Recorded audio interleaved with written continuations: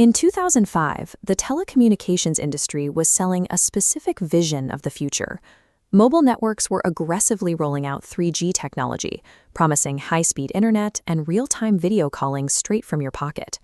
But there was a glaring physical bottleneck. Early 3G technology required a tremendous amount of power. Engineers had to cram in larger multi-antenna arrays, thicker batteries, and extensive thermal management systems just to keep the devices from overheating.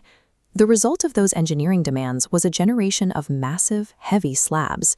To get the features of 3G, you had to carry around a piece of hardware that looked and felt like a plastic brick. This was the opposite of what buyers actually wanted.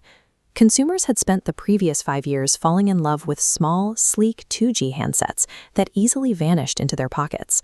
Hardware manufacturers were trapped.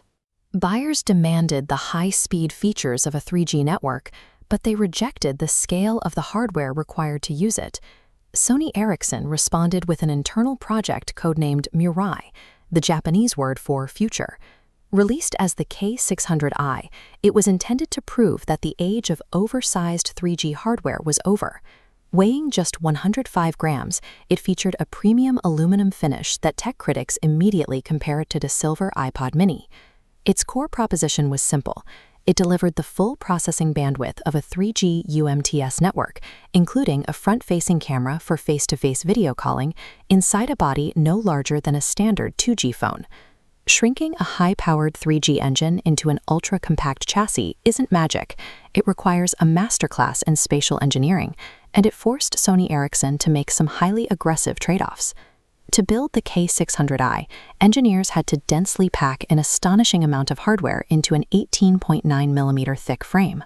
They layered a high-speed UMTS 2100 radio, a Bluetooth 2.0 chip, an FM radio tuner, and 2 separate camera modules into one incredibly tight vertical space. To make sense of all these features for the user, Sony Ericsson developed a dual-front design. When held vertically, the device functioned as a sleek, standard executive communication tool, but rotating the device 90 degrees horizontally and sliding open the active lens cover instantly transformed the interface. The software immediately engaged, turning the handset into a dedicated 1.3-megapixel digital camera. They also added a dedicated hardware button on the side of the chassis strictly for video calls. This was a deliberate attempt to reduce a complex network feature into a frictionless one-click experience.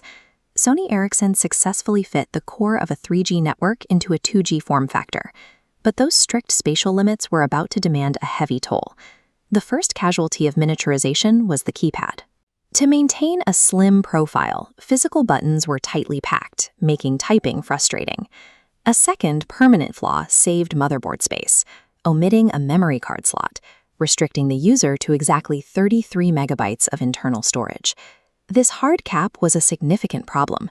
33 megabytes could barely hold a handful of high-quality MP3s, which meant that despite the built-in media player, the device couldn't function as a serious music player.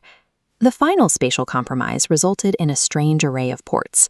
Because the legacy Ericsson T28 connector on the bottom lacked the bandwidth for 3G data transfers, engineers had to cram an entirely separate proprietary mini USB port onto the side of the phone just to handle PC synchronization. The K600i achieved its target exterior dimensions, but that sleek frame hit a device choked by its own engineering trade-offs.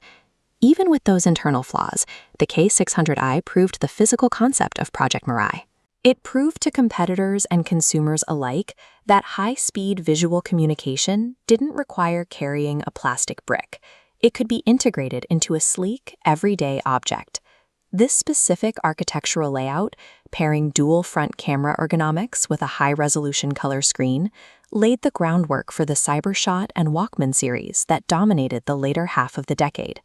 The K600i served as the first proof that high-speed data and visual media belonged in a standard pocket handset. It was the essential stepping stone for the pocket-sized multimedia engines we rely on today.